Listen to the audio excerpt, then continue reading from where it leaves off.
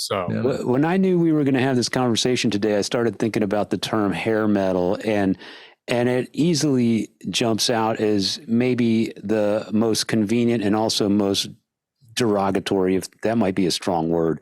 But it is a genre of music that's been tagged with a very strong label. And I started thinking, are there other genres of music that have suffered that same fate? And I got to thinking, and I'm in modern times, more modern times anyway, I came up with, you've got bro country and you've got jock rock. Yeah. And Right. so, I mean, hair metal is no longer an exclusive club. There are genres of music that get lumped into a derogatory category. I bet the bro country dudes don't appreciate being called bro country. No, and there's also a term I've heard that was basically like around the late 90s and early 2000s, pretty much maybe a little bit further back, is bro metal. Metal. Wow. That's kind of where I was going with jock rock. It's the Limp Bizkits and the bro metal. Yeah. So we're not alone. Those of us. That's true. Yeah. Ugly, man.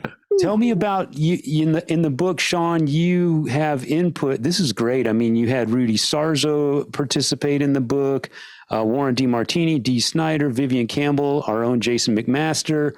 Was there anybody that you wanted to get to speak in your book that you couldn't get? Yeah, Tom Kiefer would have been absolutely brilliant to talk to, because to me, he represents exactly what I've been trying to say: the diversity and the talent, and someone who's developed and went, the opposite. Like, even the first Cinderella record feels more like an old Aerosmith record than anything else, with a little bit of Judas Priest maybe in there, with a little bit of a nod to the metal that was happening. But then they moved more into Americana. It became a broadening of the instrument palette. You've got dobros and banjos and mouth harp. You've got this. When they did a ballad, it was more dynamic. It seemed like there was more going on. Like they would get John Paul Jones to come in and do the string arrangements on a ballad. You know what I mean? Like it wasn't about synthesizer pads. It was about creating organic sounds. And I thought it would have been brilliant. And I came close. I had his publicist kind of going back and forth. And I don't know why we couldn't connect. He's probably just a busy guy. But I would love to speak with him anyway. I actually did an episode of a show called The Contrarians with Martin Popoff. And we talked a lot about Heartbreak Station. And I just said, like, that's such a wonderful, that's like, to me, that if I wanted to explain American roots music to somebody, I'd say, check out that record. Like, everything, right up to the 50s, right up to Chuck Berry. It's all in there, Little Richard. I feel like Canadians, Bryan Adams could have covered Don't Know What You Got Till It's Gone. And no one would have even known that he didn't even write it. That's a great one. Wow. I can just hear Bryan Adams singing that song, doing his take with Tellies and leather jackets and cool Elvis hair and just being Bryan Adams, but singing that song. I think it would totally translate. So that says a lot about his pops. I'm talking about Tom now. His pop sensibility on top of his love for Stones and Aerosmith and just Bob Dylan and good old storytelling and Americana theme. You know what I mean? Last Train Home kind of shit. I'm standing in line at the bus station and writing a song about me standing in line at the bus station. Real shit, real shit. I think Tom could, in your book, could have his own chapter about, and this is, I can't wait to say this part. What is up with their clothing on Night Song's album cover? And then you hear the record and it doesn't, wait a minute. And what's up with the band name, the look they have? And then you hear the record and it ties in with exactly what you've already said in the past 5 minutes. But when I think about that, I mean, the song, the title track is my favorite song. And it's so heavy and fucking dark. And anyway, I mean, that's like a satanic hurdy-gurdy going on. Yeah, I'm like, oh my God, something's about to fucking break. Something bad's going on. A spell is being cast right now. So, and it's called Night Songs. It even sounds like a horror film or something. There you go, right? Yeah. Oh, what the hell is the witchcraft that is that song especially, and the things that are happening here? And they're wearing boas with, Aquanet. And I'm like, hold on, who made them do? Were they at gunpoint when they made this album cover? Who made them did Bon Jovi name the band and go, yeah, you need to call yourself Cinderella? I'm like, what is going on here? Because you're hitting it on the fucking head, Sean, when you say after that it turned into just a little dirtier, and the look they had was just like, I might have some leather pants and just a t-shirt and some cowboy boots on, and that was it. Yeah. It was less glam, less hair metal, and very much just good fucking rock and roll songwriting with balladeering themes. Well, isn't it funny that the band that probably has least of the musical qualities that people often associate with hair metal have the absolute definitive image of a hair metal band on that album cover? Like, it looks like a petting zoo assaulted a neon sign and it just all went wrong. Right. Like, it really is something else. But having said all that, the purple stood out to me. I do have a memory of walking into a record store and going, cool. So I do remember that. And I had this thing see that. Poison. Yeah. With Poison too.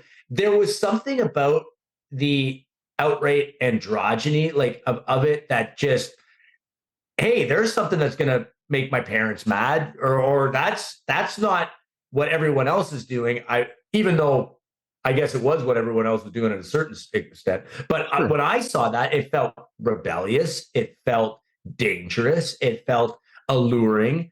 And, in my kind of bucolic, Northern Ontario upbringing, it felt exciting, and I think that's, much like where before it used to be, you'd throw on an Elvis record or a Buddy Holly record, you'd feel excited. Now you get to feel excited after you saw the thing that made you feel excited. You know what I mean? Yeah. So you were getting a kind of a double dose.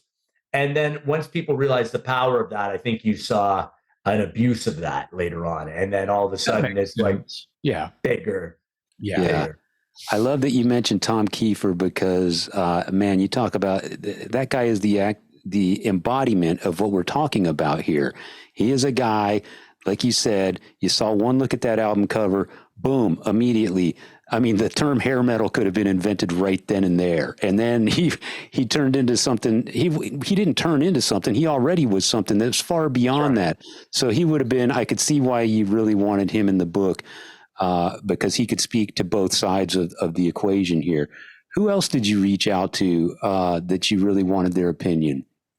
I'm trying to think of who else. I would have loved to have spoken with Jake E. Lee, because then I would have had the holy trinity of post Van Halen LA guitar heroes. You know what I mean? I would have had, because that's such a fascinating situation. It's much like the Clapton, Page, and Beck thing, where these guys live so close to each other in like rural England, and yet they would go to school and they talk to each other and show up at their houses playing guitar, and they changed the world, literally changed the world. And like these three guys. And to me, it was very much like that. That was the feeling I got.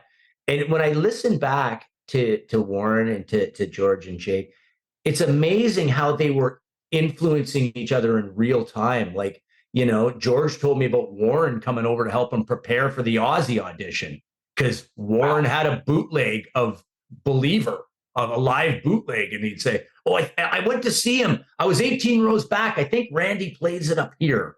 Like, so that's the way the information's being disseminated. Yeah. It's not like going on YouTube and getting an open. You're interpreting it, and they're interpreting it through two prisms: the prism of watching it in a kind of flawed way, but then also the prism of two talented people figuring it out together.